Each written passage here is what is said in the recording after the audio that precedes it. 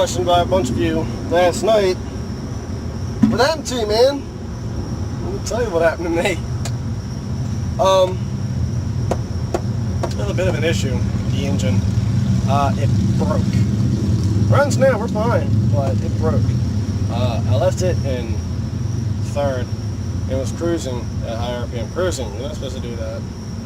And me, I was so damn absent-minded, I got that bunch of shit going on that wasn't thinking properly and left it. And when I actually put my foot in the clutch and shifted into fourth, instead of making the occasional bam noise, it made a boom noise, threw me a little bit forward, and the car didn't even start after that. Didn't even want to kick over. So I was stuck for a little bit, and I had made a phone call to somebody, made a phone call to somebody else.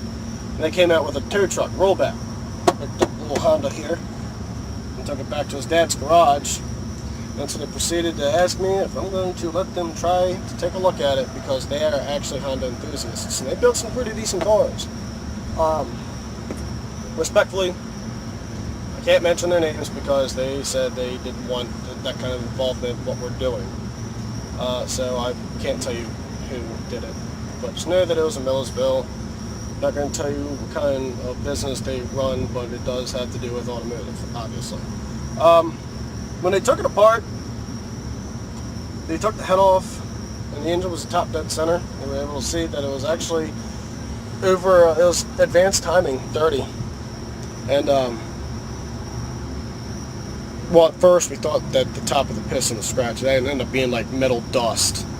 So, blew that off. That was one thing. At least the piston itself wasn't damaged, but they still dropped the crank anyway and got the pistons out. And it turns out that my piston rings are beat.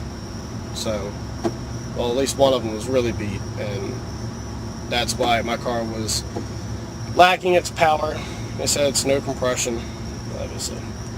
And, well, since we put some new piston rings in it, I have the same, well, actually, they're not the same pistons that came inside this engine. They actually have another one. They're brand new pistons. And I forgot if they said it was Crowler like I wanted, but I paid $300. I gave them $300, and they said, well, here you go. So now my car's got a little bit more pep to its step, which is cool. It's back to stock, actually. Just replacement pistons, really, and new piston rings. Apparently, these piston rings are supposed to be some aftermarket durable performance pistons or piston rings. So, well, the engine's still intact, still clean. I can still start the car, can still get it in VTEC, still actually have power on demand like I had it when I got it. Point is, just don't leave your car in VTEC if you have one of these cars. And if you're stupid like me, you don't do that jazz. That's really about it. I got it back late last night. Went on my business. And I haven't really done anything as far as getting it up there because I'm still trying to break it in. So, as far as seeing this car go, it's going to be a little bit before you do. I'll give it about 300, 500 miles maybe. I don't know. I drive a lot. So it's like my daily driver, and that actually had an influence. You can't use a daily driver and drive it like a race car because you do shit like that. So don't do that. And the guitar you see that you're not gonna, that's not gonna be on this video. You'll have to search real hard or ask real nice, one of the two. So that's for the curious people.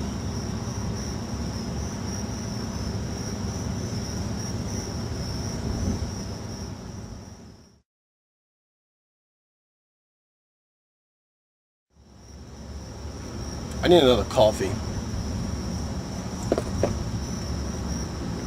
Starbucks. Get that, Jack.